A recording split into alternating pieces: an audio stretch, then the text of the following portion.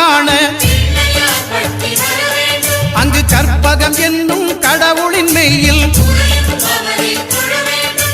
9 கோளும் ஒன்றாய் காண அங்கு கற்பகம் என்னும் கடவுளின் மெய்யில் சூரியன் முதலாய் 9 கிரகமும் பலவித குணங்களை கொண்டிருக்கும் எங்கள் கற்பக தருவில் அவை வரும்போது ஒன்றாய் சேர்ந்து பலனளிக்கும்